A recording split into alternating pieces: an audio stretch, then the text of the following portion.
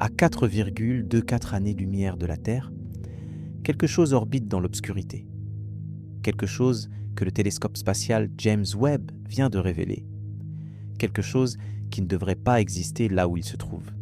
Et cette découverte change absolument tout ce que nous pensions savoir sur notre plus proche voisin stellaire, Proxima Centauri, l'étoile la plus proche de notre Soleil. Pendant des décennies, nous l'avons observée, cataloguée, comprise, ou du moins, c'est ce que nous croyons. Parce que maintenant, grâce aux capacités infrarouges sans précédent du James Webb, nous savons que nous nous sommes trompés, profondément trompés. Ce qui orbite autour de cette étoile ancienne défie nos modèles de formation planétaire, remet en question notre compréhension de l'habitabilité et pose une question terrifiante. Si nous nous sommes trompés sur l'étoile la plus proche, sur combien d'autres nous sommes-nous trompés? Tu vas découvrir 3 mystères ce soir. Premier mystère, pourquoi les planètes autour de Proxima Centauri possèdent des compositions atmosphériques que nos modèles déclarent impossibles? Deuxième mystère, la présence d'un objet massif dans la zone habitable dont la signature thermique ne correspond à rien de ce que nous connaissons. Troisième mystère, les émissions détectées par le James Webb qui se répètent avec une régularité qui fait froid dans le dos. Des émissions que certains scientifiques refusent publiquement de qualifier d'artificielles, mais qu'ils ne peuvent expliquer autrement en privé. Tu vas découvrir quelque chose cette nuit qui te quittera le sommeil. Pas parce que c'est effrayant, mais parce que c'est réel. Parce que ça existe en ce moment même, à seulement 40 000 milliards de kilomètres. Une distance qui semble immense, mais qui est ridiculement proche à l'échelle cosmique. Si proche que la lumière que tu verrais de ces planètes est partie alors que tu étais déjà vivant. Si proche qu'une civilisation technologique pourrait théoriquement nous avoir déjà détectés. Pendant des années, Proxima Centauri a été présentée comme notre meilleur espoir. L'étoile du futur, la première destination de l'humanité au-delà du système solaire. Les médias ont célébré la découverte de Proxima b en 2016 comme l'événement du siècle, une exoplanète dans la zone habitable de l'étoile la plus proche. Les articles parlaient de mondes potentiellement habitables, d'océans liquides, peut-être même de vie. L'initiative Breakthrough Starshot a été lancée la même année avec l'objectif explicite d'envoyer des nanosondes vers ce système. Des milliardaires ont investi des fortunes. Des scientifiques ont construit leur carrière sur l'étude de ce système. Mais voilà ce qu'on ne t'a pas dit. Voilà ce que les communiqués de presse optimistes ont soigneusement omis. Proxima Centauri est une étoile naine rouge, petite, froide et violente. Elle projette des éruptions stellaires si puissantes qu'elles augmentent sa luminosité de facteurs entiers en quelques minutes. Ces éruptions bombardent tout ce qui l'orbite avec des rayonnements mortels. Rayons X, ultraviolets extrêmes, particules chargées, n'importe quelle atmosphère planétaire serait arrachée, évaporée dans l'espace en quelques millions d'années.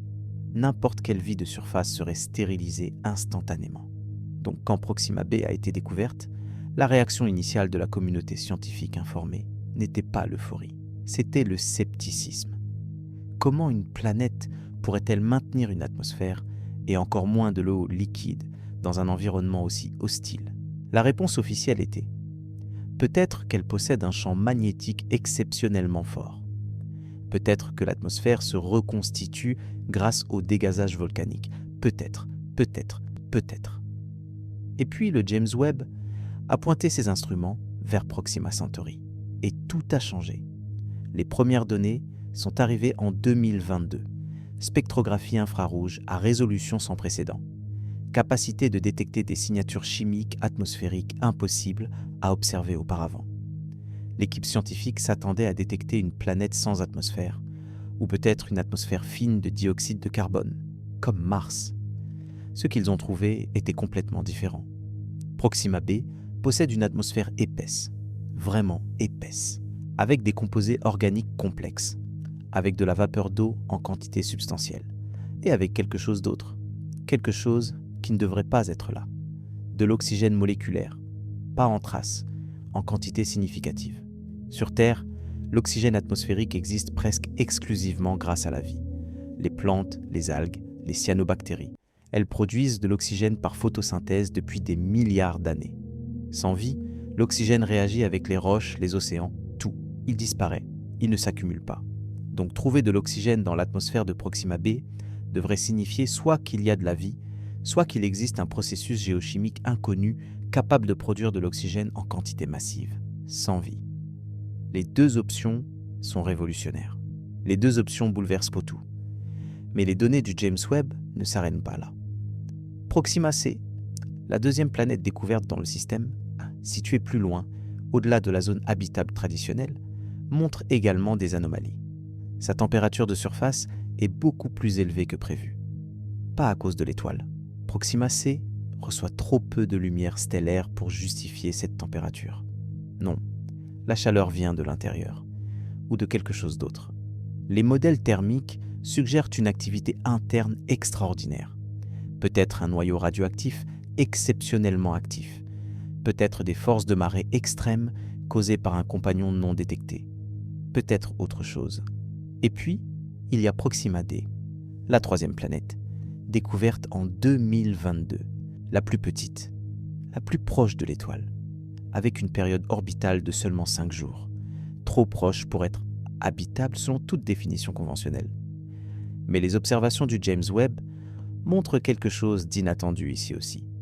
Une asymétrie thermique, un hémisphère significativement plus chaud que l'autre, mais pas de la manière attendue pour une planète en rotation synchrone.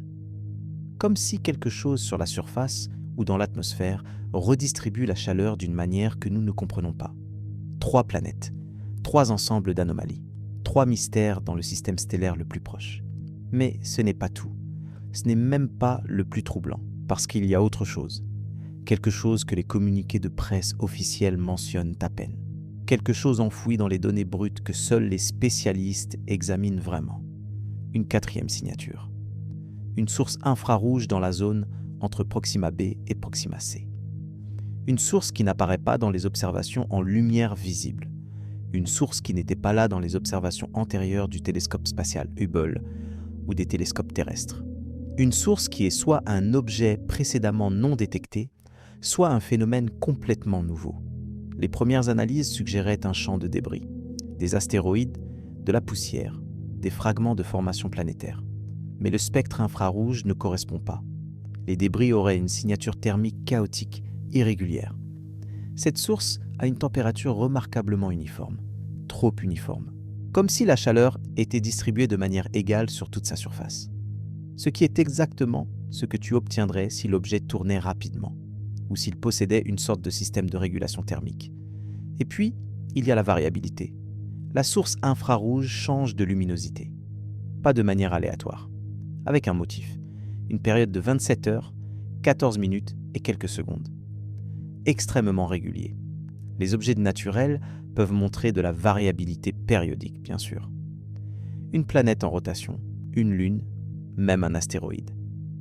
Mais combiné avec la signature thermique uniforme, avec la position précise dans le système, avec l'absence de détection en lumière visible, cette régularité devient troublante.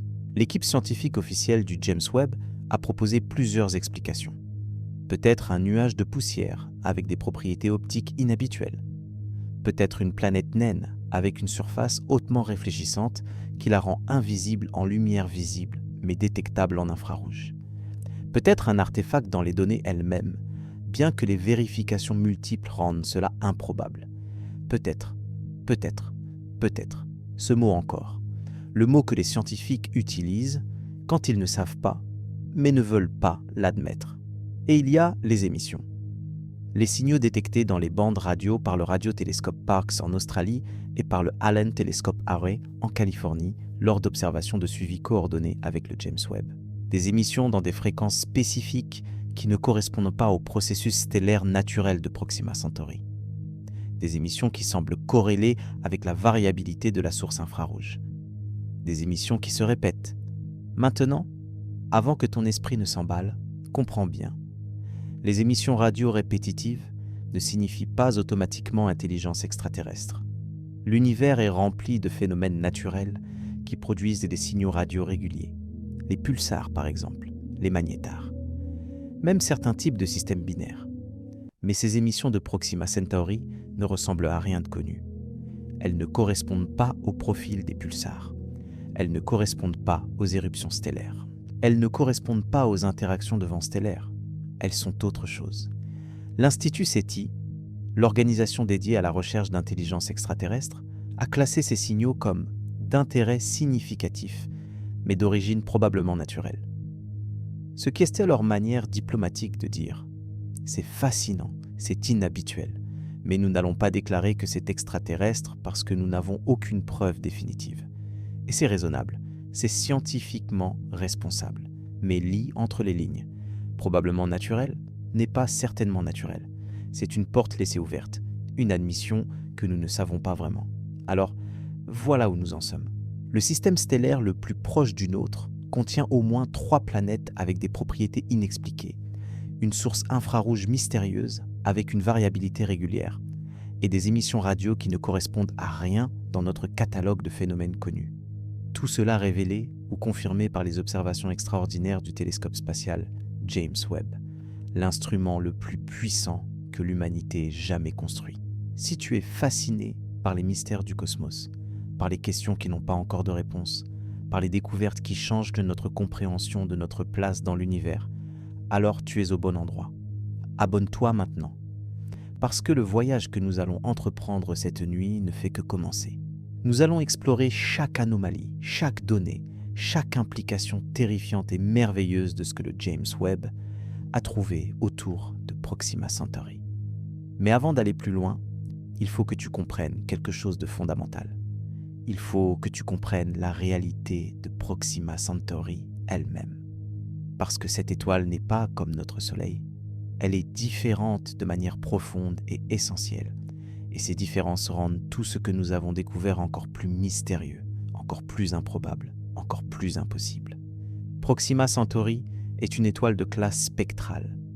M, une naine rouge. Le type d'étoile le plus commun dans la galaxie. Environ 70% de toutes les étoiles sont des naines rouges. Elles sont petites, avec seulement 12% de la masse du Soleil dans le cas de Proxima. Elles sont froides, avec des températures de surface d'environ 3000 degrés Celsius, comparées aux 6000 degrés du Soleil. Elles brillent principalement dans l'infrarouge, plutôt que dans la lumière visible. Et surtout, elles vivent longtemps, incroyablement longtemps. Notre Soleil vivra environ 10 milliards d'années au total. Proxima Centauri vivra 4000 milliards d'années. 4 billions d'années. Quand Proxima Centauri mourra finalement, l'univers sera un endroit complètement différent.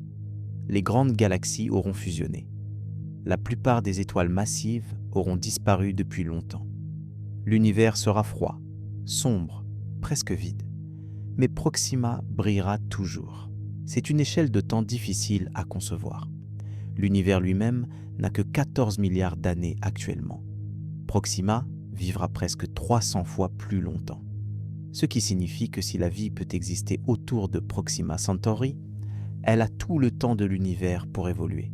Des milliards d'années, des billions d'années. Une civilisation pourrait s'élever, tomber, s'élever à nouveau, des millions de fois. L'évolution pourrait explorer chaque possibilité, chaque forme, chaque adaptation. Si la vie existe là-bas, elle pourrait être ancienne, au-delà de toute compréhension. Ou elle pourrait être jeune, tout juste en train de commencer. Ou elle pourrait être morte depuis des éons, laissant derrière elle seulement des ruines et des mystères. Mais voilà la question que personne ne veut vraiment poser à voix haute. Et si ce que le James Webb a détecté n'est pas naturel? Et si la source infrarouge, les émissions régulières, les atmosphères impossibles ne sont pas le résultat de processus géologiques ou atmosphériques inconnus, mais de quelque chose d'autre? Et si nous sommes en train de regarder non pas simplement des planètes, mais un système habité? La réalité est beaucoup plus sombre que ce que les communiqués de presse te disent. Plus complexe, plus étrange. Parce que ce que le James Webb a révélé autour de Proxima Centauri n'est pas simplement une découverte scientifique. C'est un miroir pointé vers nous-mêmes. Une question sur ce que signifie la vie, l'intelligence, l'existence dans un univers qui est vaste au-delà de toute mesure. Et les réponses, si nous les trouvons jamais, pourraient changer l'humanité pour toujours. Prépare-toi, parce que nous allons plonger dans les détails, dans la science, dans les données, dans les implications. Et rien ne sera plus jamais pareil après cette nuit. Pour comprendre ce que le James Webb a vraiment trouvé, il faut d'abord comprendre comment il voit l'univers. Parce que ce télescope ne regarde pas le cosmos de la même manière que nos yeux, ou même que le télescope Hubble. Il voit dans l'infrarouge, il voit la chaleur, il voit ce qui est invisible. L'infrarouge est une longueur d'onde plus longue que la lumière visible. C'est le rayonnement que tous les objets chauds émettent. Ton corps émet de l'infrarouge. Les planètes émettent de l'infrarouge.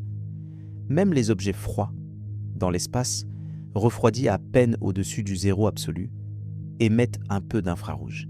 Et c'est précisément cette capacité qui rend le James Webb si révolutionnaire pour l'étude des exoplanètes. Quand une planète passe devant son étoile vue depuis la Terre, ce qu'on appelle un transit, elle bloque une fraction minuscule de la lumière stellaire. Cette méthode nous a permis de découvrir des milliers d'exoplanètes. Mais le James Webb va plus loin. Il ne se contente pas de détecter que la planète existe. Il analyse la lumière qui traverse l'atmosphère de la planète pendant le transit. Et dans cette lumière, encodée comme des empreintes digitales, se trouvent que les signatures chimiques de tout ce qui compose cette atmosphère. Chaque molécule absorbe la lumière à des longueurs d'onde spécifiques. L'eau absorbe certaines fréquences, le dioxyde de carbone d'autres, le méthane, l'oxygène, l'azote, chacun a sa propre signature unique. En mesurant quelles longueurs d'onde sont absorbées quand la lumière stellaire traverse l'atmosphère planétaire, nous pouvons déterminer exactement ce que cette atmosphère contient. C'est la spectroscopie de transmission. Et le James Webb est l'instrument le plus sensible jamais construit pour cette technique. Proxima b orbite son étoile à une distance de seulement 7 500 000 km. Pour contexte, Mercure, la planète la plus proche du Soleil dans notre système, orbite à 58 millions de kilomètres. Proxima b est presque 8 fois plus proche de son étoile que Mercure ne l'est du Soleil.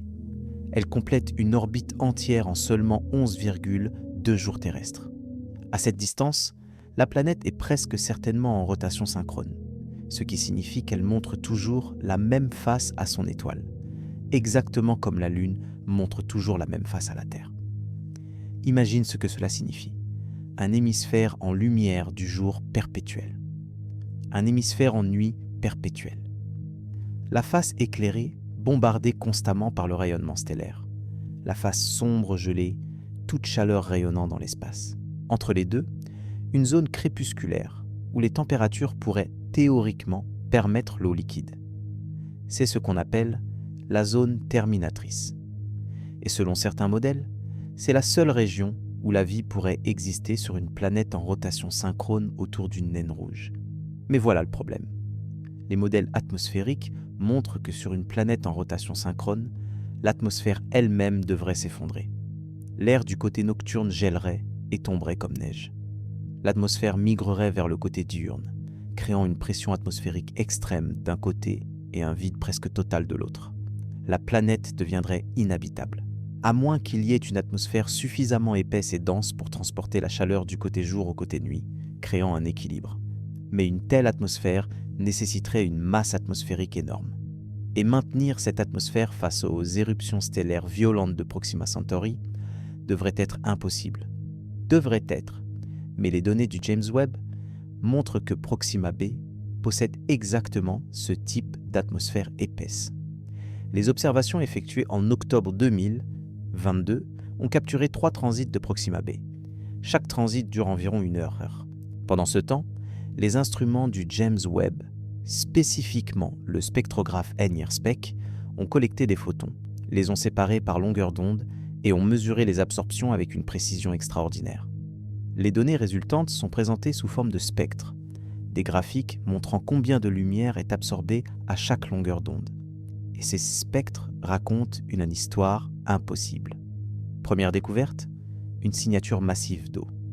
Pas des traces, pas des indices subtils, une absorption profonde et claire aux longueurs d'onde caractéristiques de la vapeur d'eau. La quantité d'eau dans l'atmosphère de Proxima b est comparable à celle de la Terre, peut-être même supérieure. Ce qui signifie que cette planète, malgré le bombardement constant de rayonnement, malgré les éruptions stellaires, malgré tout, a réussi à maintenir son eau. Comment?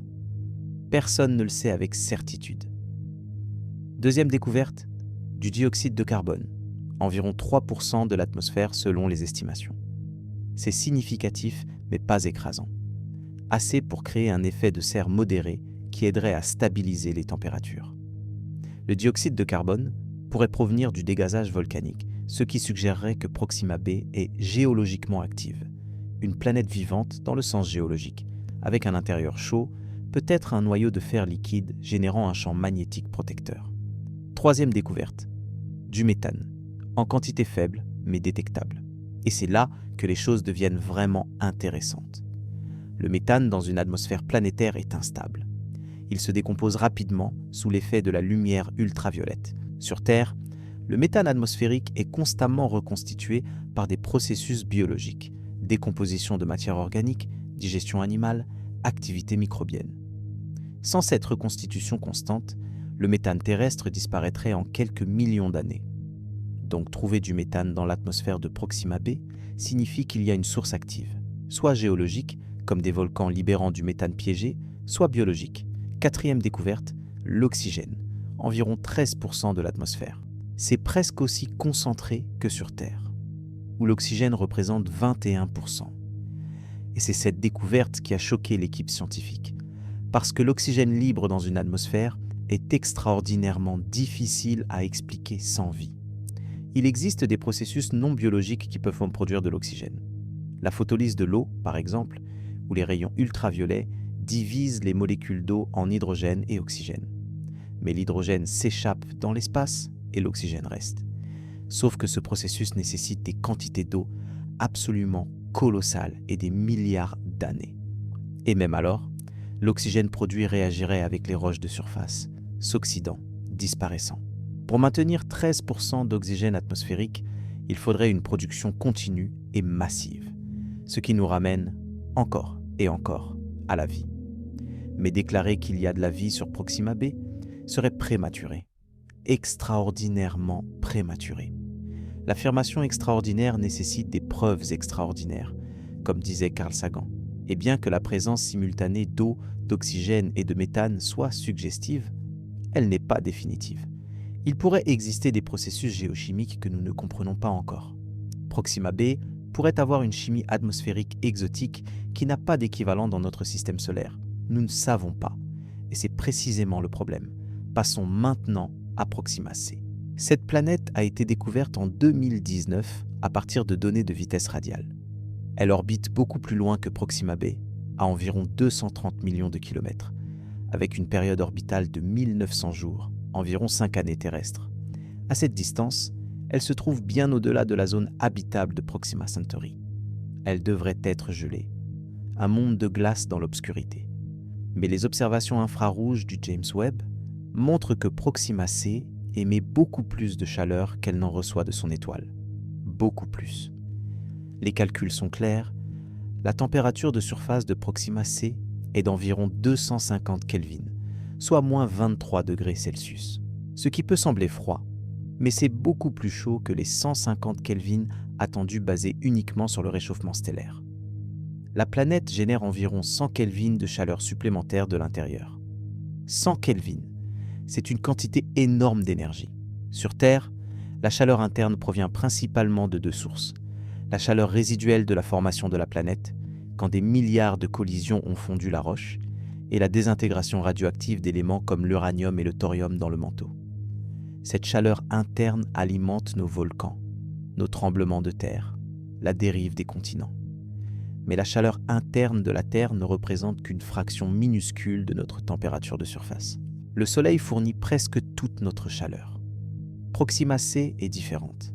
Sa chaleur interne domine son bilan thermique, soit elle possède une quantité extraordinaire d'éléments radioactifs, bien au-delà de ce que nos modèles de formation planétaire prédisent, soit elle subit un chauffage par effet de marée. Le chauffage de marée se produit quand les forces gravitationnelles d'un corps massif déforment une planète, créant une friction interne qui génère de la chaleur. C'est ce qui se passe sur Io, la lune volcanique de Jupiter, constamment comprimée et étirée par la gravité massive de Jupiter. Mais pour que Proxima Hawk subissent un chauffage de marée suffisant pour expliquer sa température, elle aurait besoin d'une source gravitationnelle massive à proximité. Peut-être une autre planète, non encore détectée, dans une résonance orbitale avec elle. Peut-être un compagnon binaire, une grande lune ou même une naine brune. Les données actuelles ne montrent aucune preuve directe d'un tel compagnon. Mais l'absence de preuve n'est pas la preuve d'absence.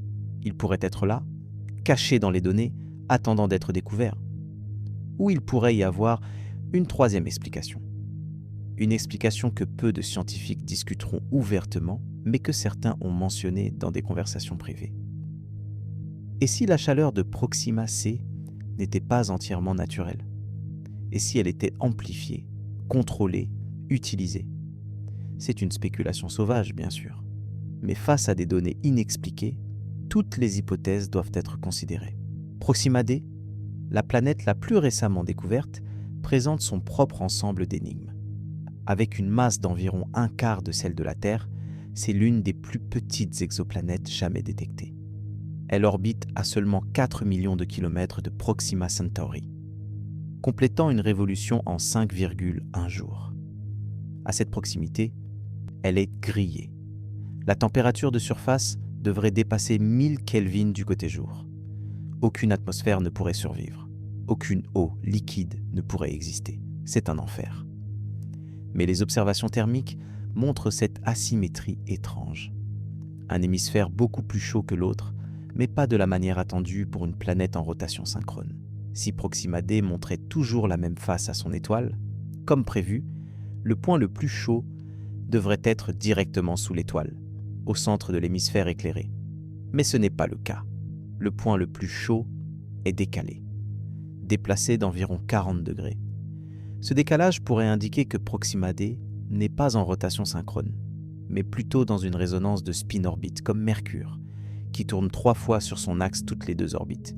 Cela créerait un motif thermique complexe. Ou cela pourrait indiquer quelque chose dans l'atmosphère ou sur la surface qui redistribue la chaleur de manière inattendue.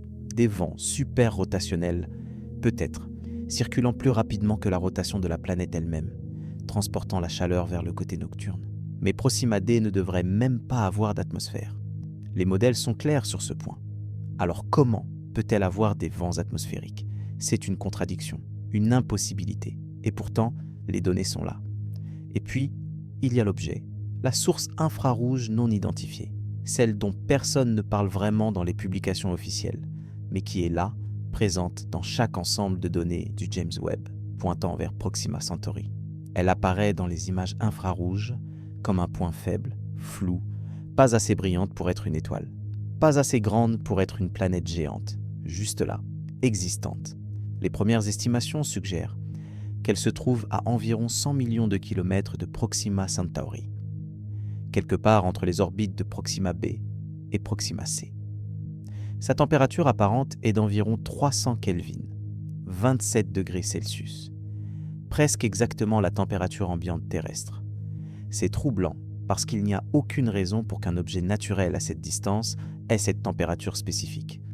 Il devrait être plus froid ou plus chaud, selon sa composition et son albédo.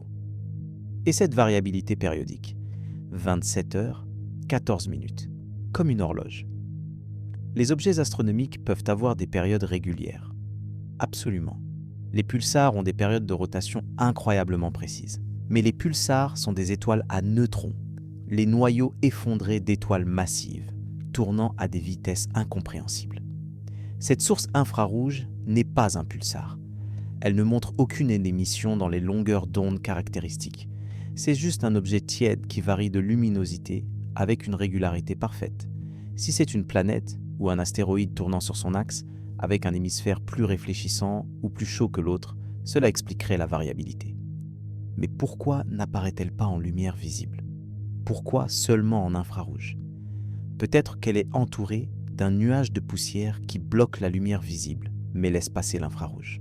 Peut-être qu'elle a une surface extrêmement sombre, absorbant presque toute la lumière visible, mais rayonnant en infrarouge. Peut-être. Ce mot encore. Les scientifiques détestent les mystères sans solution. Leur travail est de comprendre, d'expliquer, de réduire l'inconnu au connu. Mais parfois, L'univers présente quelque chose qui résiste à l'explication. Quelque chose qui ne rentre dans aucune catégorie, qui ne correspond à aucun modèle. Et quand cela se produit, deux options s'offrent. Soit nous admettons que nous ne savons pas, et nous continuons à observer, ou nous proposons des explications de plus en plus exotiques jusqu'à ce que l'une d'elles colle. Avec Proxima Centauri, nous en sommes à ce point. Nous avons des données extraordinaires. Nous avons des observations répétées et confirmées. Nous avons le télescope le plus avancé jamais construit, pointant vers notre plus proche voisin stellaire et nous disant que quelque chose d'inattendu se passe là-bas. Quelque chose que nous ne comprenons pas complètement. Et c'est terrifiant. Pas dans le sens d'une peur viscérale, mais dans le sens existentiel. Parce que si nous ne comprenons pas ce qui se passe à 4,24 années-lumière, comment pouvons-nous prétendre comprendre le reste de l'univers ? Si notre plus proche voisin contient des mystères que nos meilleures théories ne peuvent expliquer, qu'est-ce que cela dit sur notre connaissance ? Sur notre compréhension de la réalité ? La science progresse en résolvant des mystères, mais elle progresse aussi en découvrant de nouveaux mystères. Et en ce moment, Proxima Centauri nous offre plus de questions que de réponses. Les atmosphères qui ne devraient pas exister. La chaleur qui vient de nulle part. L'objet qui brille dans l'obscurité infrarouge avec une régularité d'horloge. Les émissions radio qui se répètent. Nous ne savons pas ce que tout cela signifie. Pas encore. Peut-être que dans 10 ans, avec plus d'observations, avec de meilleurs modèles, avec une compréhension plus profonde de la physique des exoplanètes, tout deviendra clair. Peut-être que nous regarderons en arrière et nous dirons « Bien sûr, c'était évident. Comment avons-nous pu manquer l'explication ?» Ou peut-être que dans 10 ans, le mystère sera encore plus profond. Peut-être que nous aurons découvert encore plus d'anomalies, encore plus d'impossibilités. L'univers ne nous doit aucune explication. Il existe, indifférent à notre besoin de comprendre. Les étoiles brûlent, les planètes orbitent, et tout se passe selon les lois de la physique, que nous les comprenions ou non. Notre compréhension n'est pas nécessaire pour que la réalité existe. Elle existe simplement. Mais nous, les humains, nous avons ce besoin irrépressible de savoir, de comprendre, de donner un sens au chaos. C'est ce qui nous a fait descendre des arbres, allumer le feu, construire des civilisations et finalement pointer des télescopes vers le ciel. Ce besoin de savoir, ce besoin de comprendre notre place. Et Proxima Centauri, notre plus proche voisin cosmique, nous rappelle que nous avons encore beaucoup à apprendre, que l'univers est plus étrange, plus complexe, plus merveilleux que nous l'imaginions, que chaque réponse révèle 10 nouvelles questions, que le voyage de la découverte n'a pas de fin, seulement des horizons qui reculent toujours plus loin. Le 24 mars 2017, les astronomes ont observé quelque chose d'extraordinaire. Proxima Centauri a soudainement augmenté sa luminosité d'un facteur de 1000. En seulement 10 secondes, l'étoile est devenue 1000 fois plus brillante.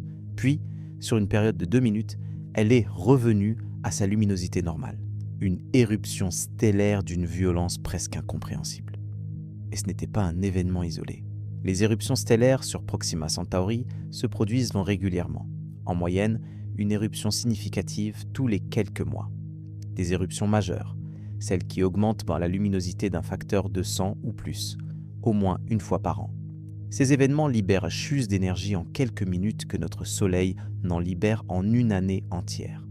Et tout ce qui orbite autour de Proxima Centauri est directement exposé à cette violence. Pour comprendre l'ampleur, considère les nombres réels.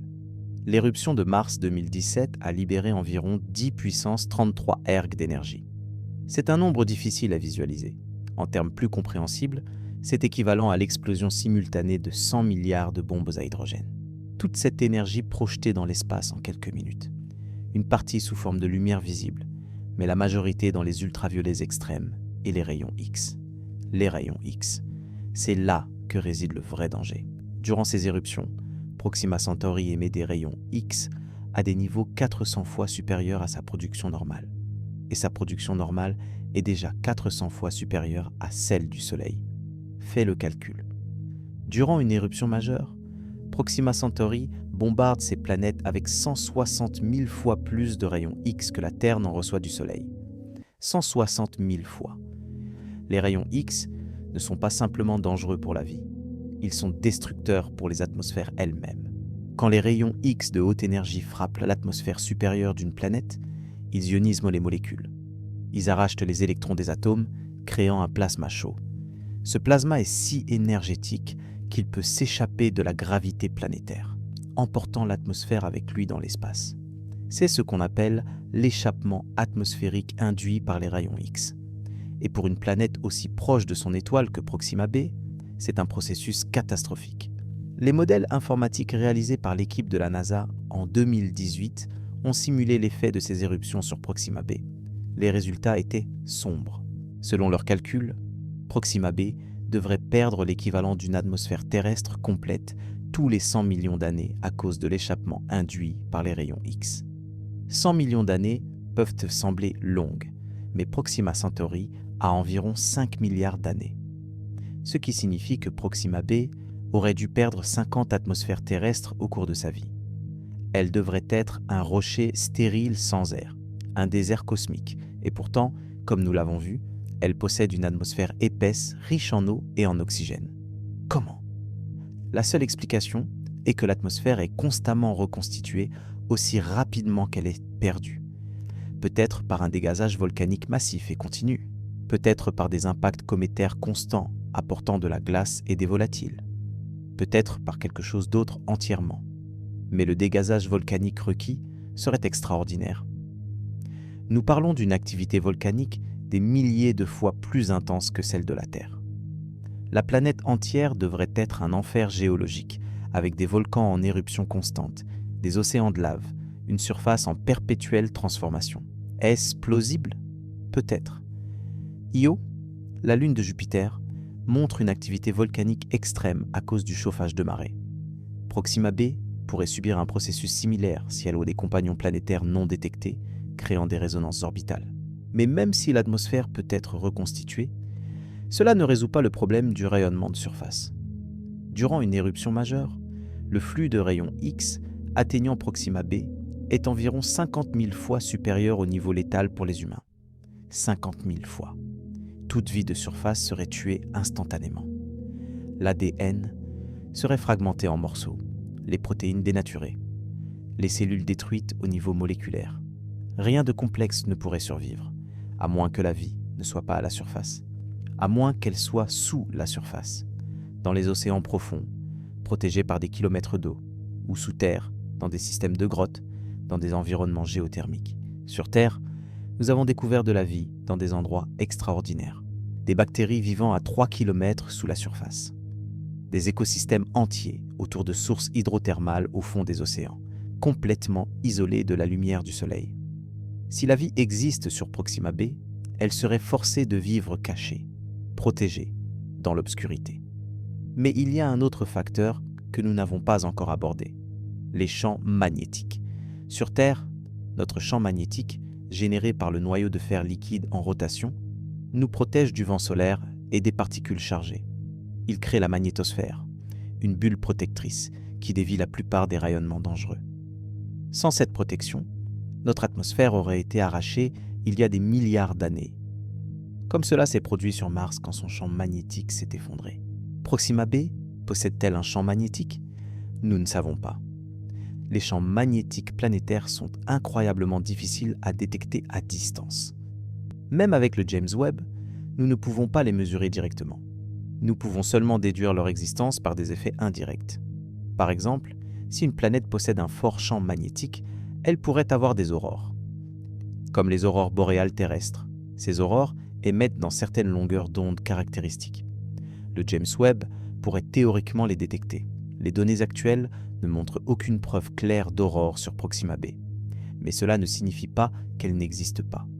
Peut-être qu'elles sont trop faibles. Peut-être qu'elles se produisent dans des longueurs d'onde que nous n'avons pas encore observées.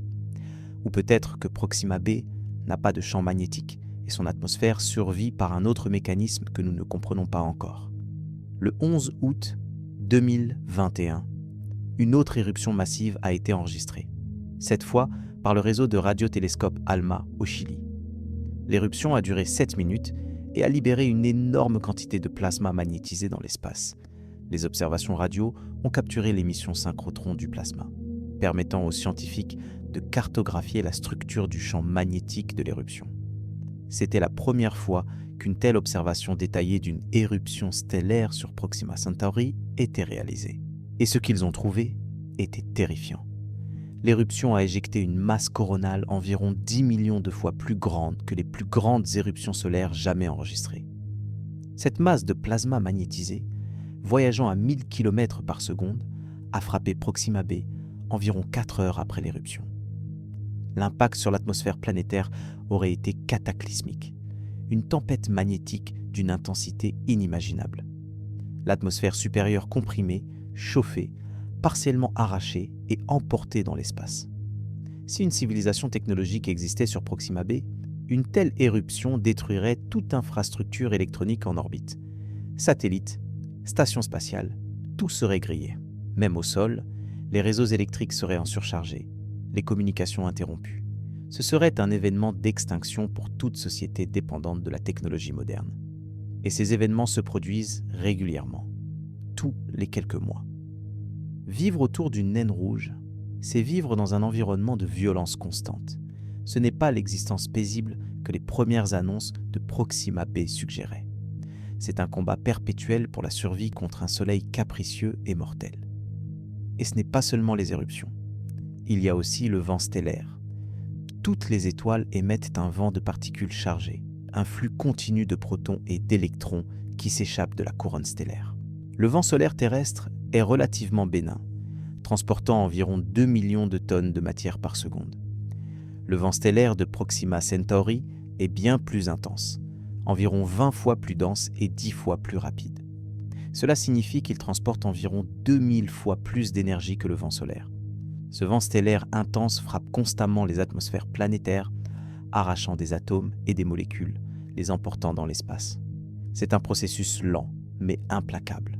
Même sans éruption, le vent stellaire érode les atmosphères planétaires. Au fil de milliards d'années, cet effet est dévastateur. Mars est notre exemple local. Il y a 4 milliards d'années, Mars possédait une atmosphère épaisse, de l'eau liquide en surface, peut-être même des océans. Mais quand son champ magnétique s'est effondré, le vent solaire a commencé à arracher son atmosphère, lentement, inexorablement, sur des milliards d'années. Maintenant, Mars est un désert froid, avec une atmosphère si fine qu'elle représente moins d'1% de l'atmosphère terrestre. Tout cela à cause du vent solaire, et notre vent solaire est relativement doux comparé à celui de Proxima Centauri. Donc pour qu'une planète autour de Proxima Centauri maintienne une atmosphère, elle doit avoir soit une protection magnétique exceptionnelle, soit une reconstitution atmosphérique exceptionnelle, soit les deux. Et Proxima b semble avoir les deux. Peut-être. Passons maintenant à un autre aspect de la violence dans ce système. Les impacts. Dans les jeunes systèmes stellaires, les impacts d'astéroïdes et de comètes sont fréquents. Notre système solaire a traversé une période appelée le grand bombardement tardif, il y a environ 4 milliards d'années, quand les planètes intérieures, y compris la Terre, ont été frappées par des milliers d'impacts massifs. Ces impacts ont apporté de l'eau et des molécules organiques, semant peut-être les graines de la vie. Mais ils ont aussi causé une destruction incroyable. Proxima Centauri a 5 milliards d'années, donc son système planétaire devrait avoir dépassé la phase de bombardement intense. Mais les observations du James Webb montrent quelque chose d'inattendu. Il y a beaucoup de poussière dans le système Proxima Centauri, beaucoup plus que prévu pour un système de cet âge. Cette poussière pourrait provenir de collisions continues entre astéroïdes et comètes, ce qui suggère que le système est encore dynamiquement actif, encore dangereux. Si Proxima b subit des impacts réguliers, même de petits objets, cela ajouterait une autre couche de danger. Un astéroïde de seulement 1 km frappant la planète libérerait plus d'énergie qu'1 million de bombes nucléaires. Assez pour causer une extinction de masse si la vie existe là-bas. Et ces impacts pourraient être fréquents, peut-être un tous les 100 000 ans ou même plus souvent. Les données spectrales du James Webb montrent aussi la présence de silicates dans l'atmosphère supérieure de Proxima b, de minuscules particules de roches et de verre. Ces particules pourraient provenir d'éruptions volcaniques, éjectant des cendres haut dans l'atmosphère, ou elles pourraient provenir d'impacts, vaporisant la roche et créant des nuages de débris. Leur présence indique que l'atmosphère de Proxima b est poussiéreuse, turbulente, probablement avec des tempêtes globales transportant ces particules. Imagine à quoi ressemblerait le ciel vu depuis la surface de Proxima b. Pas le bleu clair terrestre, probablement une teinte rouge ou orange, à cause de la lumière de Proxima Centauri qui est principalement dans l'infrarouge et le rouge. Peut-être opaque à cause de la poussière et des nuages épais. Et régulièrement, peut-être toutes les quelques semaines, le ciel deviendrait soudainement aveuglant alors qu'une éruption stellaire frappait. Des aurores massives danseraient au pôle magnétique si la planète possède un champ magnétique. Des tempêtes magnétiques feraient rage dans l'atmosphère supérieure. Ce serait un spectacle d'une beauté terrible. Et quelque part dans ce système, entre ces mondes tourmentés, orbite la source infrarouge mystérieuse, toujours là, toujours chaude, toujours variable avec sa période de 27 heures 14 minutes. Si c'est une structure artificielle, une station spatiale ou un habitat, alors toute civilisation capable de la construire doit être capable de survivre dans cet environnement hostile. Il devrait avoir maîtrisé la protection contre les rayonnements, développé des technologies de bouclier magnétique, peut-être même appris à prévoir les éruptions stellaires et à se protéger en conséquence. Ou peut-être qu'ils ne survivent pas en surface. Peut-être qu'ils ont abandonné les planètes entièrement et vivent dans l'espace où ils peuvent contrôler leur environnement complètement. Des habitats en rotation créant de la gravité artificielle. Des boucliers magnétiques actifs déviant les particules chargées. Des réserves d'eau et de glace fournissant une protection contre les rayons X et les rayons cosmiques. Dans un environnement aussi hostile, vivre dans l'espace pourrait être plus sûr que vivre sur une planète. Mais ce sont des spéculations, des rêves ou peut-être des cauchemars. La réalité est que nous ne savons pas ce qu'est cette source infrarouge. Nous savons seulement qu'elle existe et qu'elle ne correspond à rien de familier. Le 15 septembre 2023, une équipe internationale d'astronomes a publié une étude basée sur 18 mois d'observation continue de Proxima Centauri par le James Webb. L'étude, publiée dans la revue Nature Astronomy, présentait les données les plus complètes jamais collectées sur ce système. Et elle confirmait tout ce dont nous avons discuté. Les atmosphères improbables, la chaleur interne inexpliquée, la source infrarouge variable, tout. Mais elle ajoutait aussi quelque chose de nouveau. Les chercheurs avaient détecté des variations dans les émissions radio corrélées non seulement avec les éruptions stellaires, mais aussi avec la position orbitale de Proxima b. Quand la planète était d'un certain côté de son orbite, les émissions augmentaient. Quand elle était de l'autre côté, elles diminuaient. Comme si quelque chose sur la planète, ou autour de la planète, émettait des signaux radio qui étaient occultés par l'étoile pendant une partie de l'orbite. Cette corrélation orbitale est difficile à expliquer par des processus naturels. Les éruptions stellaires ne devraient pas se soucier de la position orbitale d'une planète. Elles se produisent aléatoirement, déclenchées par l'instabilité magnétique dans l'atmosphère stellaire. Donc pourquoi les émissions radio montreraient-elles une corrélation orbitale ? Une possibilité est l'interaction magnétosphérique.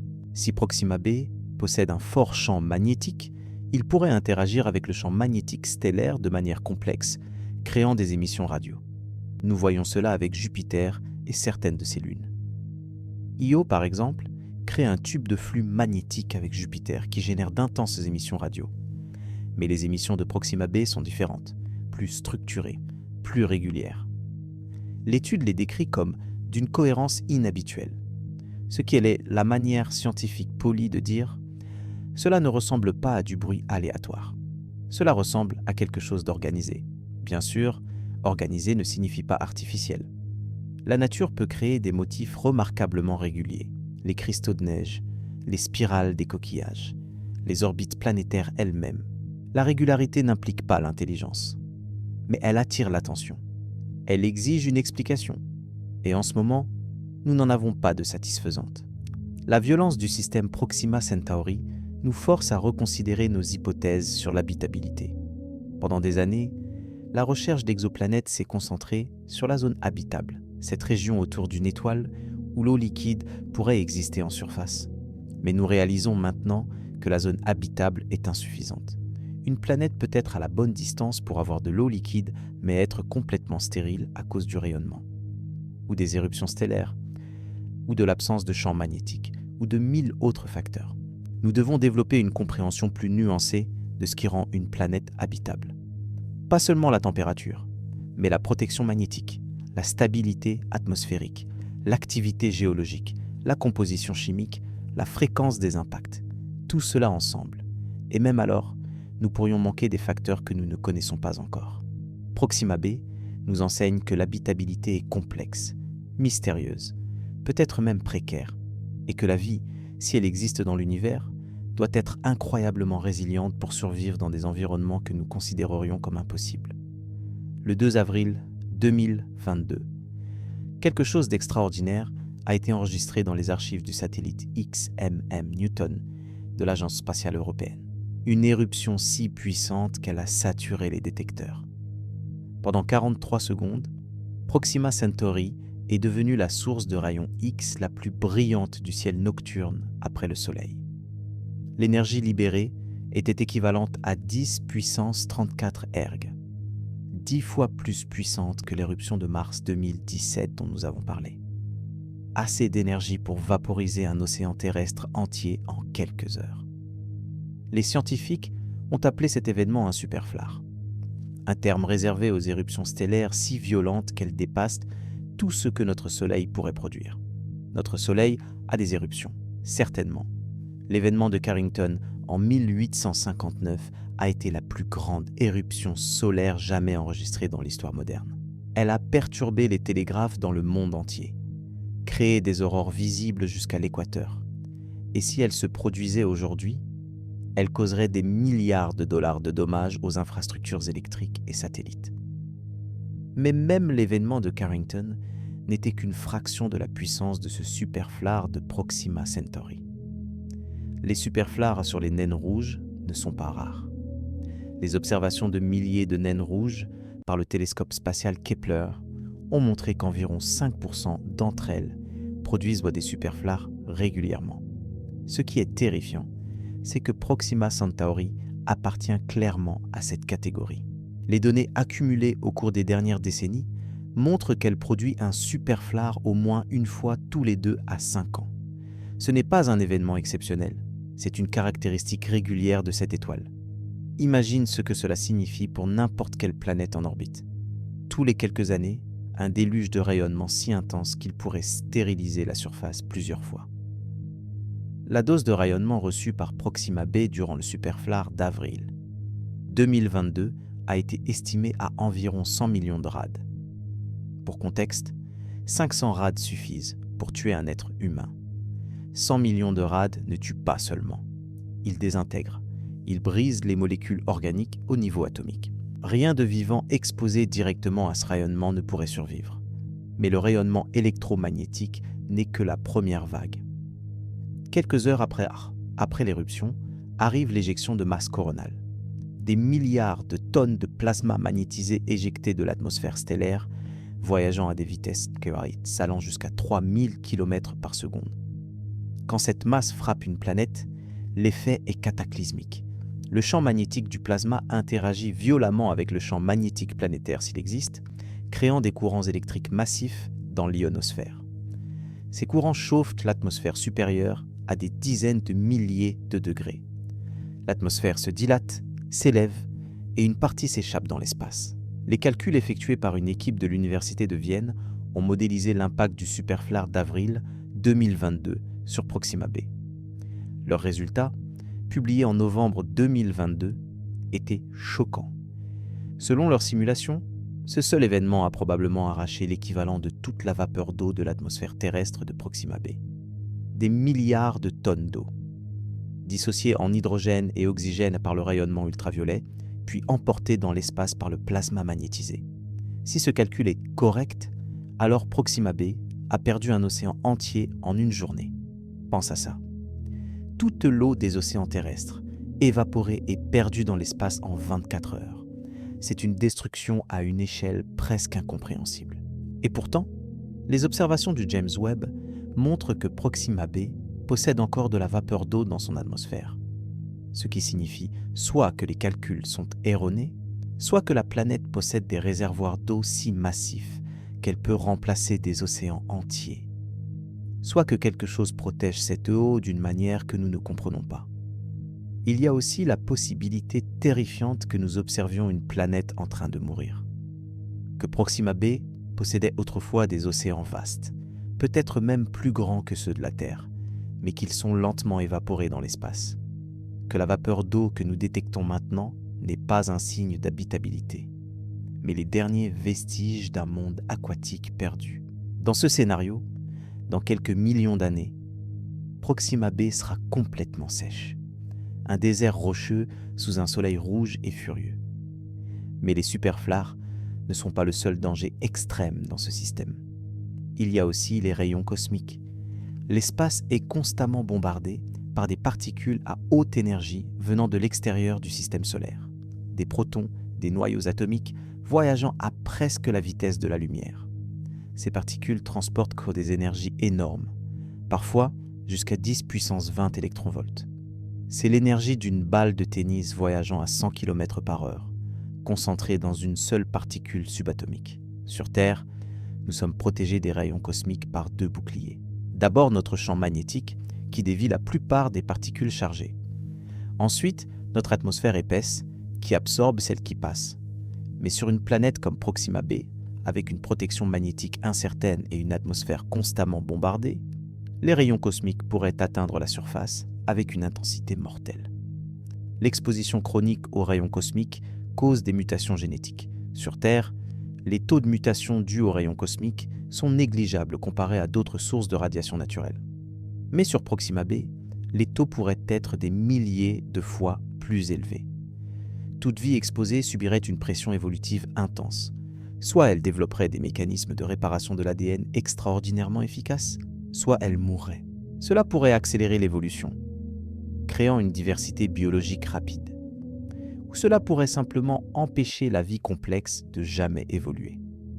Et puis, il y a les impacts cosmiques à considérer à une échelle plus grande. Les systèmes stellaires jeunes contiennent non seulement des astéroïdes et des comètes, mais aussi des planétésimaux, des objets de la taille de Mars ou même de la Terre qui n'ont pas encore fini de s'accréter dans des planètes. Ces objets orbitent de manière chaotique et parfois ils entrent en collision. L'impact qui a formé notre Lune est le résultat d'une collision entre la Terre primitive et un objet de la taille de Mars, appelé Theia. L'impact a vaporisé une partie des deux corps, créant un anneau de débris autour de la Terre qui s'est finalement condensé en la Lune. L'énergie libérée était si énorme qu'elle a fondu la surface entière de la Terre. Notre planète était un océan de magma global pendant des millions d'années après. Les observations du James Webb montrent une quantité anormale de poussière chaude dans le système Proxima Centauri. Cette poussière émet dans l'infrarouge moyen, ce qui indique qu'elle est réchauffée, probablement à plusieurs centaines de degrés. La source de cette chaleur est mystérieuse. Une possibilité est qu'il y a eu un impact majeur récemment. Peut-être il y a 1000 ans, peut-être 10 000 ans. Récent à l'échelle astronomique. Cet impact aurait créé un nuage de débris qui orbite toujours dans le système, lentement dispersé par le vent stellaire et la pression de radiation. Si un tel impact s'est produit, il aurait eu des conséquences catastrophiques pour toute vie dans le système. Un impact assez grand pour créer tant de débris aurait libéré assez d'énergie pour chauffer l'ensemble du système. Les planètes auraient été bombardées par des éjectats à grande vitesse, les atmosphères perturbées, les surfaces refondues. Certains scientifiques ont proposé que la source infrarouge mystérieuse pourrait être liée à cet événement d'impact hypothétique. Peut-être est-ce un fragment majeur, un planétésimal brisé qui orbite maintenant indépendamment. Sa température uniforme pourrait s'expliquer si l'intérieur est encore chaud de l'impact, rayonnant lentement sa chaleur dans l'espace. La variabilité périodique pourrait être due à une rotation, avec une face plus chaude que l'autre. Mais cette explication a des problèmes. Un fragment d'impact refroidirait assez rapidement, sur quelques milliers d'années au maximum. Il ne resterait pas à 300 Kelvin indéfiniment, à moins qu'il y ait une source de chaleur interne continue. Peut-être une radioactivité intense, peut-être du chauffage de marée, Si elle est sans résonance orbitale avec une autre planète, peut-être autre chose. Le 28 janvier 2023, le radiotélescope Meerkat en Afrique du Sud a détecté une bouffée radio rapide provenant de la direction de Proxima Centauri. Les bouffées radio rapides, ou FRB en anglais, sont des émissions radio extrêmement brèves et intenses d'origine généralement extragalactique. Elles durent quelques millisecondes et libèrent autant d'énergie que le Soleil en produit en plusieurs jours. Leur origine est l'un des grands mystères de l'astronomie moderne. Les magnétars, des étoiles à neutrons avec des champs magnétiques incroyablement puissants, sont des candidats probables. Mais certaines FRB restent inexpliquées. Celles détectées par Meerkat étaient différentes. Elles venaient de beaucoup plus près. Si elles provenaient vraiment de Proxima Centauri, alors son énergie réelle était des millions de fois plus faible que les FRB typiques. Mais elles restaient incroyablement puissantes pour une source si proche. L'équivalent de toute l'énergie solaire frappant la Terre pendant une journée, libérée en 3 millisecondes. L'événement a été classé comme incertain. Peut-être une éruption radio inhabituelle de Proxima Centauri elle-même. Peut-être une FRB distante qui était simplement alignée avec Proxima Centauri par coïncidence. Peut-être un artefact instrumental. Mais une petite équipe de chercheurs a proposé une explication différente. Et si c'était un événement énergétique sur ou près d'une des planètes? Une explosion massive, naturelle ou peut-être pas? Cette proposition a été largement ignorée. Trop spéculative, trop peu de données. Mais elle a soulevé des questions intéressantes. Quel type de phénomène naturel sur une exoplanète pourrait produire une bouffée radio si intense? Une collision entre magnétosphères planétaires? Une éruption volcanique massive éjectant du plasma magnétisé? Une décharge électrique atmosphérique d'échelle planétaire? Sur Jupiter, nous observons des éclairs des milliers de fois plus puissants que les éclairs terrestres. Les tempêtes joviennes génèrent des émissions radio que nous pouvons détecter depuis la Terre. Si Proxima b possède une atmosphère turbulente avec des tempêtes massives, peut-être qu'elle produit occasionnellement des décharges électriques si puissantes qu'elles génèrent des bouffées radio détectables. C'est plausible. Mais cela nécessite une atmosphère épaisse, des nuages chargés et une activité électrique extrême. Tout cela dans un environnement déjà hostile. Il y a aussi le scénario de collision. Si le système Proxima Centauri contient encore des planétésimaux ou de gros astéroïdes en orbite chaotique, alors les impacts sont inévitables. Un astéroïde de 10 km frappant Proxima b à 30 km par seconde libérerait environ 10 puissance 30 erg d'énergie. C'est l'impact qui a tué les dinosaures sur Terre. Un tel événement vaporiserait des billions de tonnes de roches, créerait un nuage de débris global et perturberait massivement l'atmosphère. L'impact pourrait théoriquement générer une impulsion radio brève et intense. Mais la bouffée détectée par Meerkat n'a pas été répétée. Aucune observation de suivi n'a détecté quoi que ce soit de similaire. Donc pour l'instant, elle reste une anomalie. Un point de données isolé qui pourrait signifier tout ou rien. Ce qui nous ramène à une question fondamentale. Combien de violence un écosystème peut-il endurer et toujours maintenir la vie? Sur Terre, nous avons eu plusieurs événements d'extinction de masse. L'impact qui a tué les dinosaures il y a 65 millions d'années. Les éruptions volcaniques massives des trappes du Deccan qui ont presque éradiqué la vie il y a 250 millions d'années. Chaque fois, la vie a survécu. Diminuée, appauvrie, mais elle a survécu et finalement prospéré à nouveau. Mais ces événements étaient séparés par des millions d'années. Entre eux, la vie avait le temps de récupérer, de se diversifier, de remplir les niches écologiques vides. Sur Proxima b, les événements catastrophiques se produisent tous les quelques années. Il n'y a pas de répit, pas de temps de récupération, juste une violence constante et implacable. Peut-être que la vie adaptée à de tels environnements serait radicalement différente de la vie terrestre. Peut-être qu'elle passerait la majeure partie de son temps en dormance, dans des spores résistantes aux radiations, s'activant brièvement pendant les périodes calmes. Peut-être qu'elle vivrait entièrement sous terre, dans des grottes profondes où les radiations ne peuvent pas atteindre. Peut-être qu'elle ne serait jamais devenue complexe, restant microbienne pour toujours parce que les organismes multicellulaires sont trop vulnérables. Ou peut-être, et c'est la possibilité vraiment troublante, peut-être qu'il n'y a pas de vie du tout. Peut-être que malgré l'eau, malgré l'atmosphère, malgré tout ce qui semble prometteur, Proxima b est stérile, tuée par son étoile encore et encore chaque fois que la vie essaie d'émerger. un monde piégé dans un cycle éternel de genèse et d'apocalypse. Les données du James Webb ne peuvent pas répondre à cette question. Elles peuvent nous dire ce qui est cela chimiquement. Elles peuvent détecter des biosignatures potentielles comme l'oxygène et le méthane. Mais elles ne peuvent pas nous dire si ces substances sont produites par la vie ou par la géologie. Elles ne peuvent pas nous montrer des organismes. Elles ne peuvent pas confirmer l'existence de la vie, seulement suggérer sa possibilité. Et cette incertitude est peut-être la chose la plus frustrante. Nous avons les meilleurs instruments que l'humanité puisse construire pointés vers l'étoile la plus proche. Nous collectons des données d'une qualité inimaginable il y a seulement une décennie. Et pourtant, nous ne savons toujours pas. Nous ne savons pas s'il y a de la vie là-bas. Nous ne savons pas ce qu'est la source infrarouge. Nous ne savons pas ce qui cause les émissions radio. Nous ne savons pas comment les atmosphères survivent. Nous savons seulement qu'il y a des mystères, des anomalies, des choses qui ne devraient pas être, mais qui sont. Et quelque part dans tout ce chaos, dans toute cette violence, orbite quelque chose avec une régularité de 27h14. Quelque chose qui émet de la chaleur. Quelque chose qui existe dans le silence infrarouge entre les mondes. Quelque chose qui attend. Si nous ne sommes pas seuls, alors tout change. Si quelque part sur Proxima b, dans les profondeurs d'un océan protégé ou dans les cavernes souterraines éclairées par la lueur volcanique, quelque chose vit, respire, existe, alors l'humanité n'est plus unique. Nous devenons simplement une manifestation parmi d'autres de ce phénomène étrange appelé la vie. Et si nous sommes seuls, si tout ce système hostile ne contient que de la roche morte et des atmosphères stériles, alors cela pose une question encore plus troublante. Pourquoi nous ? Pourquoi la Terre ? Qu'y a-t-il de si spécial dans notre coin tranquille de la galaxie ?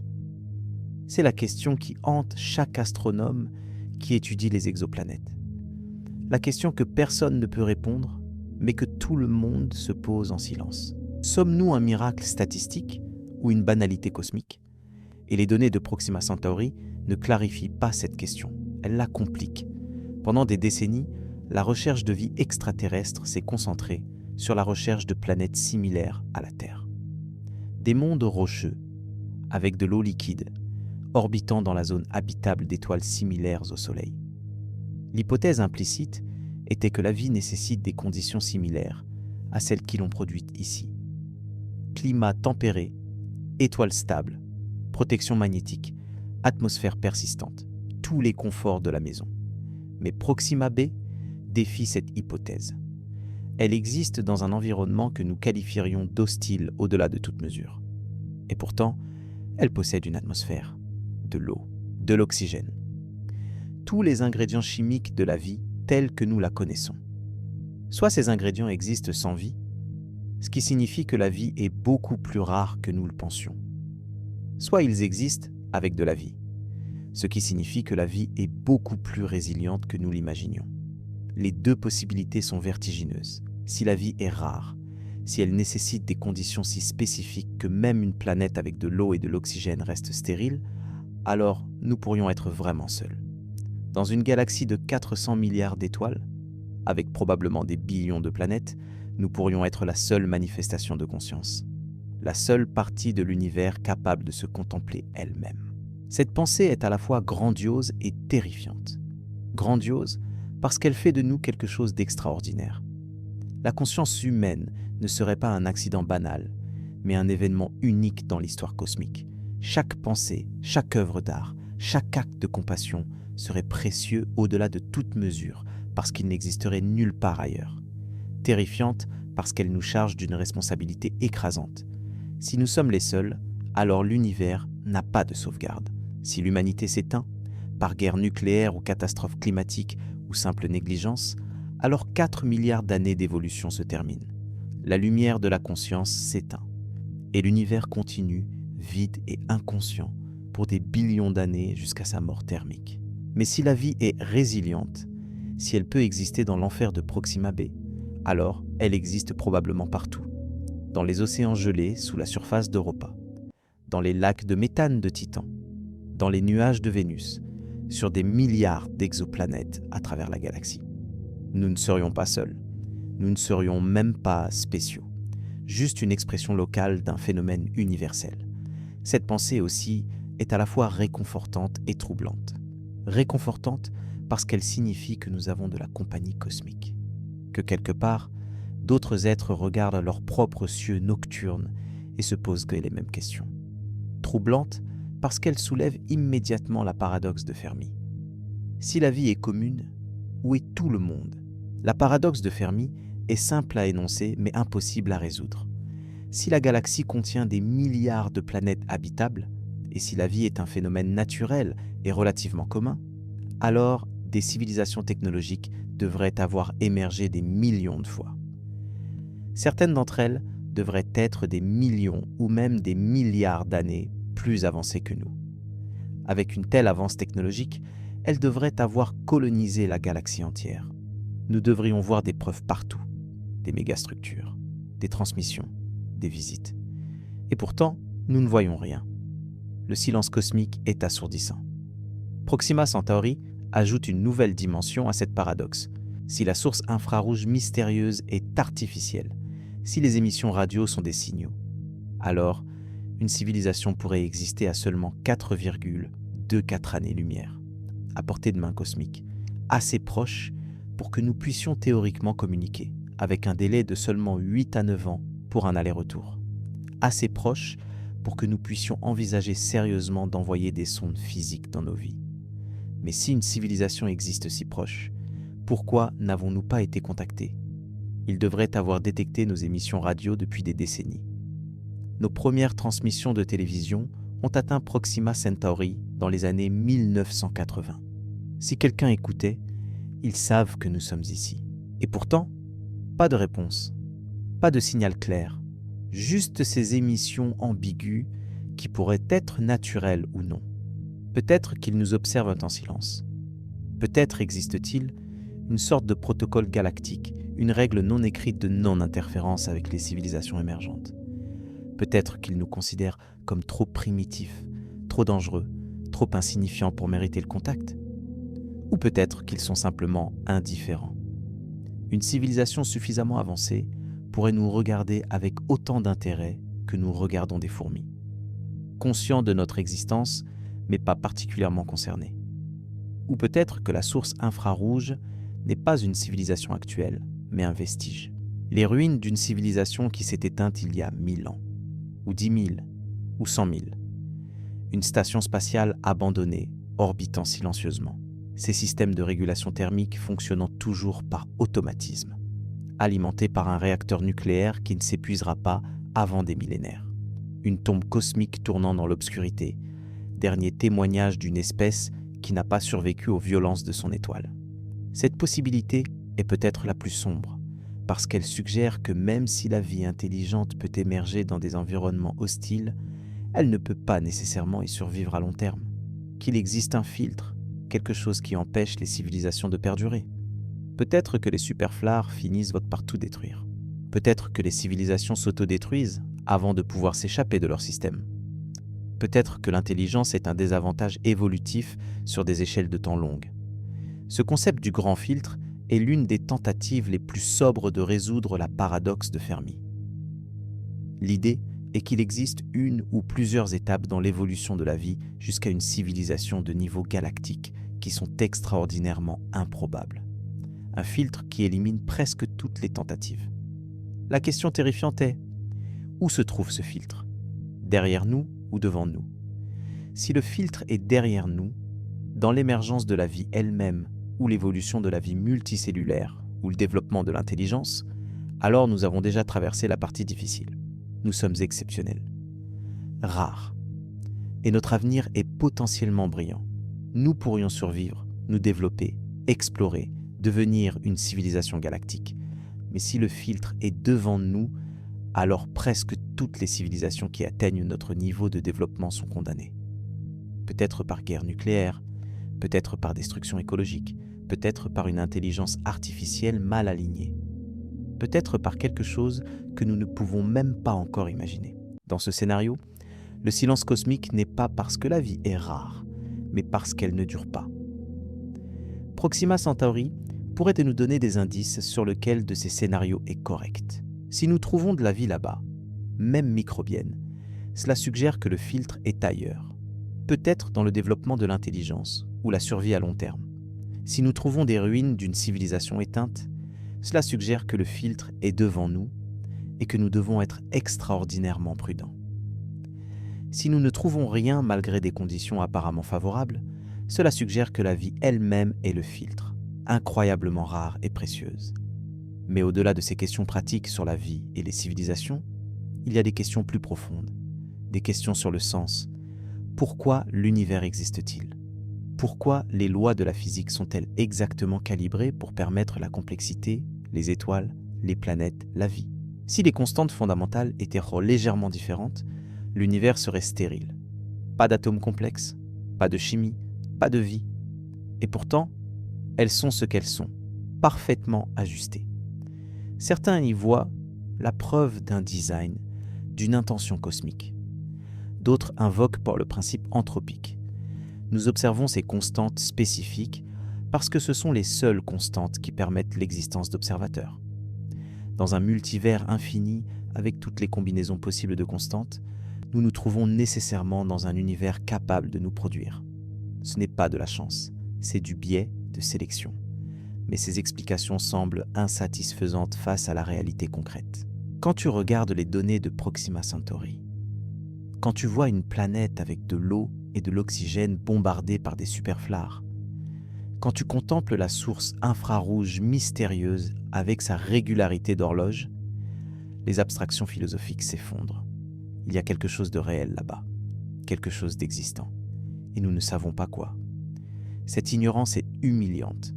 Nous avons construit le télescope spatial James Webb, une merveille d'ingénierie coûtant 10 milliards de dollars, nécessitant des décennies de travail de milliers de scientifiques et d'ingénieurs. Nous l'avons placé au point de Lagrange L, 2, à 1,5 million de kilomètres de la Terre.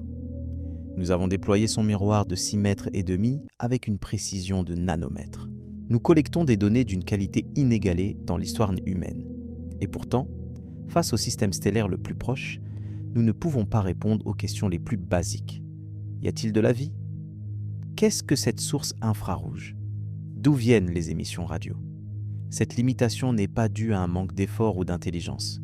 C'est la limitation fondamentale de l'observation à distance. Nous sommes à 40 000 milliards de kilomètres. Nous regardons à travers le vide avec des télescopes qui, aussi puissants soient-ils, ne peuvent capturer qu'une fraction minuscule des photons émis. Nous déduisons, extrapolons, modélisons. Mais nous ne pouvons pas toucher. Nous ne pouvons pas mesurer directement. Nous ne pouvons pas savoir avec certitude. Pour vraiment comprendre Proxima Centauri, nous aurions besoin d'y aller. D'envoyer des sondes, ou mieux, d'y aller nous-mêmes. Mais même avec notre technologie la plus optimiste, un voyage vers Proxima Centauri prendrait des décennies. Le projet Breakthrough Starshot propose d'envoyer de minuscules sondes propulsées par des lasers terrestres, atteignant 20% de la vitesse de la lumière. À cette vitesse, le voyage prendrait environ 20 ans. Les données mettraient 4 années supplémentaires pour revenir. Donc, un total de 24 ans minimum entre le lancement et la réception des premières images rapprochées. C'est toute une génération. Les scientifiques qui lanceraient les sondes prendraient leur retraite avant de voir les résultats. Les enfants nés l'année du lancement seraient des adultes quand les données reviendraient. C'est le type d'engagement que les civilisations hésitent à faire. Surtout quand les résultats sont incertains. Et si les sondes ne trouvent rien d'intéressant ? Et si la source infrarouge s'avère être juste un astéroïde bizarre ? 24 ans et des milliards de dollars pour une déception. Mais et si elle trouve quelque chose ? Et si elle photographie des structures qui ne peuvent pas être naturelles ? Et si elle détecte des signaux qui ne peuvent pas être mal interprétés ? Alors tout change. L'humanité entre dans une nouvelle ère. Nous ne sommes plus une espèce confinée à notre système solaire, ignorante de ce qui se trouve au-delà. Nous devenons une civilisation consciente de ses voisins, pour le meilleur ou pour le pire. Le problème est que nous devons décider maintenant, avec les informations limitées que nous avons. Investissons-nous dans une mission interstellaire vers Proxima Centauri basée sur des anomalies intrigantes mais ambiguës ? Ou continuons-nous simplement à observer, espérant que de meilleures données clarifient la situation? C'est un dilemme sans solution évidente. Les deux options comportent des risques et des opportunités. Et pendant que nous débattons, pendant que nous analysons les données et construisons des modèles et publions des articles, Proxima Centauri continue son existence indifférente. Les éruptions stellaires explosent, les planètes orbitent. La source infrarouge tourne avec sa période de 27h14. Tout continue, que nous comprenions ou non. Il y a quelque chose d'humiliant dans cette indifférence cosmique. L'univers n'attend pas que nous le comprenions. Il n'existe pas pour notre bénéfice. Nous sommes des observateurs tardifs dans un cosmos qui a existé pendant 14 milliards d'années avant que notre espèce n'évolue, et qui existera pour des billions d'années après notre extinction. Notre signification, si elle existe, est créée par nous, pas imposée par le cosmos. Et pourtant, il y a aussi quelque chose de magnifique dans notre curiosité persistante. Malgré notre insignifiance cosmique, malgré notre durée de vie ridiculement courte à l'échelle de l'univers, nous pointons nos télescopes vers les étoiles et nous demandons « Qu'est-ce qui est là-bas ?» Nous construisons des instruments d'une complexité stupéfiante pour capturer des photons qui ont voyagé pendant 4 ans à travers le vide. Nous passons nos vies à essayer de comprendre des mondes que nous ne visiterons jamais. Pourquoi ? Pourquoi nous soucions-nous ? Ce n'est pas pour la survie. Savoir ce qui orbite autour de Proxima Centauri n'aide pas à obtenir de la nourriture ou à éviter les prédateurs. Ce n'est même pas pratique à court terme, c'est de la curiosité pure. Le désir de savoir simplement parce que nous pouvons savoir. Et peut-être que c'est ça qui nous définit en tant qu'espèce. Pas notre intelligence, pas notre technologie, mais cette curiosité insatiable. Ce besoin de comprendre qui nous sommes et où nous sommes. Proxima Centauri, avec tous ses mystères, nous rappelle que nous sommes au début de ce voyage, que nous avons à peine commencé à comprendre notre propre voisinage cosmique, et que chaque réponse, quand elle vient finalement, révélera des questions encore plus profondes. Le voyage n'a pas de destination finale, seulement des horizons qui s'élargissent pour toujours. Et quelque part dans ce voyage, entre les données et les théories et les spéculations, se cache peut-être la réponse à la question la plus ancienne de l'humanité. Sommes-nous seuls ? Où y a-t-il, orbitant autour d'une étoile rouge à 4 années-lumière, quelque chose qui nous regarde en retour? Revenons au début, à la première lumière captée par le James Webb. À ces photons qui ont quitté Proxima Centauri il y a 4,24 ans, ont traversé le vide interstellaire, ont évité par miracle les milliards de kilomètres d'espace vide pour frapper précisément les segments dorés du miroir hexagonal de notre télescope. Ces photons portaient une histoire encodée dans leur longueur d'onde, dans leur motif d'absorption, dans leur intensité. Et nous avons appris à lire cette histoire. Nous avons découvert des planètes qui ne devraient pas avoir d'atmosphère, mais qui en ont. Des mondes qui devraient être stériles, mais qui montrent les signatures chimiques que nous associons à la vie. Une source de chaleur mystérieuse qui varie avec une régularité qui défie l'explication naturelle simple. Des émissions radio qui se répètent selon un motif que nous ne comprenons pas complètement. Tout cela dans le système stellaire le plus proche du nôtre, notre plus proche voisin cosmique, si proche que la lumière du voyage pourrait tenir dans une vie humaine. Mais la proximité est relative. 40 000 milliards de kilomètres nous séparent de Proxima Centauri. C'est une distance qui réduit toute perspective humaine à l'insignifiance.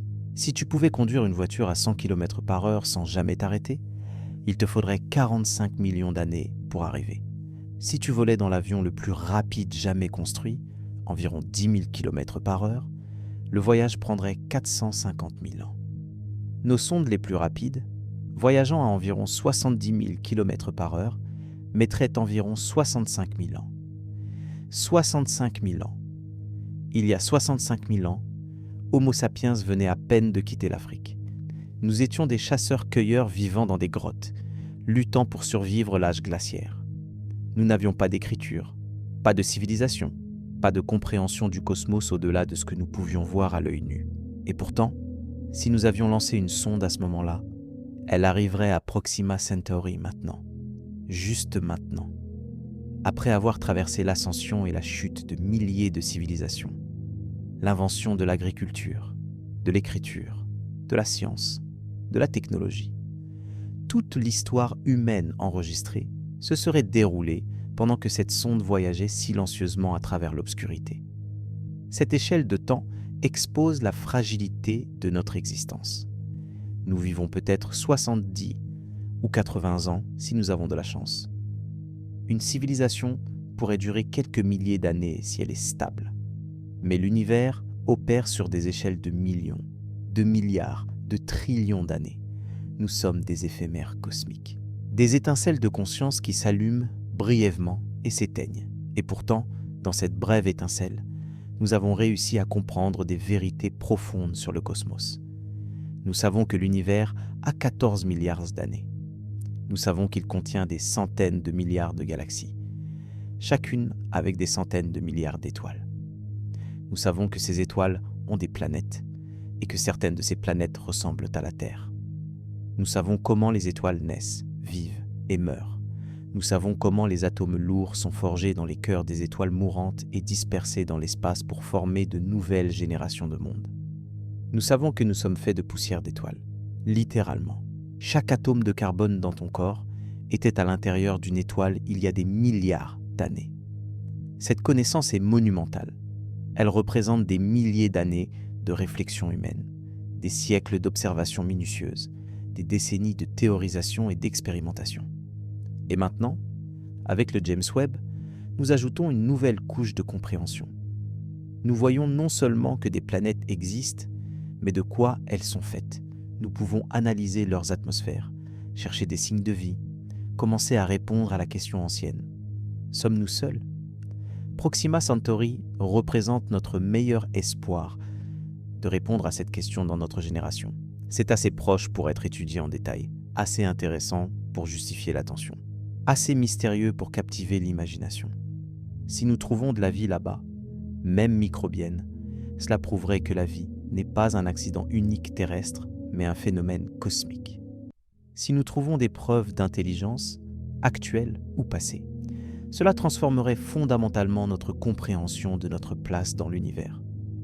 Mais même si nous ne trouvons rien, même si Proxima b s'avère être stérile malgré ses atmosphères prometteuses, cela aussi serait informatif. Cela nous dirait que la vie nécessite plus que de l'eau et de l'oxygène, qu'il existe des critères subtils que nous ne comprenons pas encore, que notre Terre, avec son étoile stable et son bouclier magnétique fort et sa grande lune stabilisatrice, pourrait être plus spéciale que nous le pensions. Pense à ce que cela signifierait vraiment. Si la Terre est extraordinairement rare, si les conditions nécessaires à la vie complexe sont si spécifiques que même une planète avec de l'eau dans la zone habitable ne suffit pas, alors nous pourrions être pratiquement seuls dans la galaxie. Il pourrait y avoir quelques autres mondes habités disséminés dans 400 milliards de systèmes stellaires, si isolés les uns des autres que nous ne nous rencontrerons jamais. Des civilisations solitaires regardant le ciel nocturne et se demandant, comme nous, s'il y a quelqu'un d'autre là-bas. Cette solitude cosmique est difficile à saisir émotionnellement. Nous sommes des créatures sociales. Nous vivons en groupe, en communauté, en civilisation. L'idée d'être absolument seul, la seule conscience dans un univers observable de 14 milliards d'années-lumière de diamètre, est existentiellement vertigineuse. Cela rendrait chaque vie humaine infiniment précieuse. Chaque acte de gentillesse, chaque œuvre d'art, chaque découverte scientifique serait unique dans le cosmos. Nous ne serions pas juste une espèce parmi d'autres. Nous serions la seule voix de l'univers capable de parler de lui-même. Mais cela nous chargerait aussi d'une responsabilité écrasante. Si nous nous autodétruisons, par guerre ou pollution ou simple stupidité, nous n'éteindrons pas juste l'humanité. Nous éteindrons potentiellement la seule lumière de conscience dans l'univers observable. Des milliards d'années d'évolution cosmique, des millions d'espèces qui ont existé sur Terre, tout culminant en nous. Et nous pourrions tout jeter par négligence. C'est un poids presque insupportable. Peut-être que c'est pour ça que tant de gens veulent croire que nous ne sommes pas seuls. Que quelque part là-bas, il y a d'autres civilisations, d'autres consciences, d'autres voix parlant dans l'obscurité. Parce que si nous ne sommes pas seuls, alors nous ne portons pas tout le poids. Si nous échouons, d'autres continueront. L'univers restera conscient de lui-même. La lumière ne s'éteindra pas complètement. La source infrarouge autour de Proxima Centauri, avec sa régularité troublante et sa température mystérieuse, représente peut-être notre espoir. Peut-être que c'est quelque chose de construit. Peut-être qu'il y a vraiment quelqu'un là-bas, survivant malgré les superflares et le rayonnement et toute la violence de vivre autour d'une naine rouge. Peut-être qu'il nous regarde comme nous les regardons, avec curiosité et espoir, et peur. Ou peut-être que c'est juste un rocher, un astéroïde avec des propriétés thermiques inhabituelles, tournant dans l'espace, générant un motif qui ressemble à de l'intelligence mais qui est purement naturel. L'univers est plein de motifs. Les flocons de neige, les coquillages gammés en spirale, les anneaux de Saturne. La nature crée de l'ordre à partir du chaos. Voir de l'intelligence dans ces motifs est peut-être juste notre cerveau faisant ce qu'il fait le mieux. Trouver du sens même là où il n'y en a pas. C'est la tension que nous vivons en tant qu'espèce curieuse. Nous voulons désespérément trouver du sens, de la connexion, de l'intention dans le cosmos. Mais nous sommes aussi scientifiques. Nous savons que vouloir quelque chose ne le rend pas vrai. Nous exigeons des preuves. Nous restons sceptiques. Et donc, nous existons dans cet état d'espoir incertain, sachant que la réponse est là-bas, quelque part, mais incapable de l'atteindre. Le James Webb continuera d'observer Proxima Centauri. De nouvelles données arriveront. Peut-être que nous détecterons plus d'anomalies. Peut-être que les motifs deviendront plus clairs.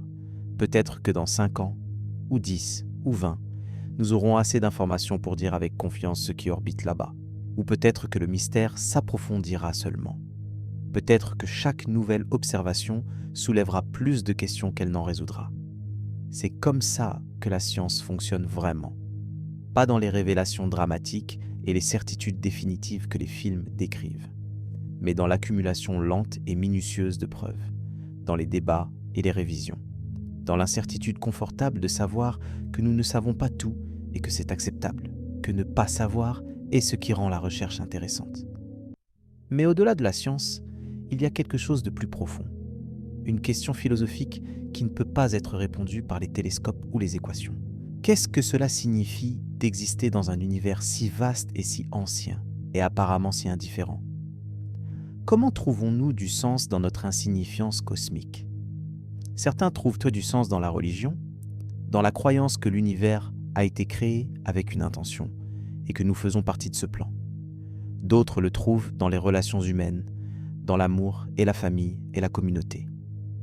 D'autres encore le trouvent dans la création, dans l'art ou la musique ou la littérature.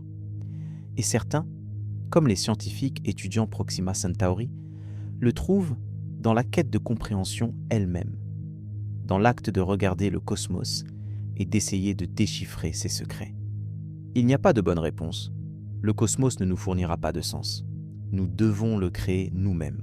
Et peut-être que c'est le vrai message de tout ceci. Nous sommes assez grands pour comprendre notre propre petitesse, assez intelligents pour saisir l'immensité de ce que nous ne savons pas, et assez courageux pour continuer à chercher de toute façon. Proxima Centauri brillera pendant des trillions d'années après la disparition de l'humanité. Les planètes continueront à orbiter. Les superflares continueront à exploser. La source infrarouge, quelle qu'elle soit, continuera sa rotation régulière. Tout continuera sans nous. L'univers ne remarquera pas notre absence. Mais pendant que nous sommes ici, pendant ces quelques décennies ou siècles que notre civilisation pourrait durer, nous pouvons regarder, nous pouvons nous émerveiller. Nous pouvons construire des télescopes et collecter des photons et raconter des histoires sur ce que nous voyons. Nous pouvons nous rassembler autour de ces histoires, nous réunir dans notre curiosité partagée, trouver du réconfort dans le fait que nous ne sommes pas seuls à nous poser ces questions. Parce que même si nous sommes seuls dans le cosmos, nous ne sommes pas seuls les uns par rapport aux autres. Il y a 8 milliards d'humains sur cette planète, regardant le même ciel nocturne, se posant les mêmes questions. Certains à travers des télescopes de 10 milliards de dollars, d'autres simplement allongés dans l'herbe et levant les yeux. Mais tous nous regardons, tous nous nous demandons. Et dans cette interrogation partagée, il y a de la connexion, du sens, de l'humanité. Alors cette nuit, quand tu fermeras les yeux, souviens-toi. Souviens-toi qu'à 40 000 milliards de kilomètres, une petite étoile rouge brûle dans l'obscurité. Que des planètes orbitent autour d'elle, portant peut-être de l'eau, peut-être de la vie, peut-être rien du tout. Que quelque chose de mystérieux tourne avec une régularité d'horloge entre ces mondes. Que nous avons construit des machines capables de voir tout cela malgré la distance impossible. Souviens-toi que tu es fait des mêmes atomes que ces mondes lointains. Que ta conscience est le résultat de 14 milliards d'années d'évolution cosmique. Que tu es, littéralement, l'univers prenant conscience de lui-même, pour un bref moment, dans un petit coin de l'immensité. Et souviens-toi que nous ne savons pas. Nous ne savons pas ce qui est là-bas. Nous ne savons pas si nous sommes seuls. Nous ne savons pas ce que signifie tout cela. Et peut-être que nous ne le saurons jamais. Peut-être que le mystère est permanent. Peut-être que c'est comme ça que ça doit être. Parce que dans le mystère, il y a de l'émerveillement. Dans l'incertitude, il y a de la possibilité. Dans l'obscurité, entre les étoiles, il y a de l'espace pour rêver. Quelque part, autour de Proxima Centauri, quelque chose existe. Quelque chose que nous n'avons pas encore nommé. Quelque chose qui défie nos catégories et nos certitudes. Quelque chose qui nous rappelle à quel point nous avons encore à apprendre. Et peut-être que c'est suffisant. Peut-être que de savoir qu'il y a encore des mystères, encore des horizons inexplorés, encore des questions sans réponse, c'est exactement ce dont nous avons besoin.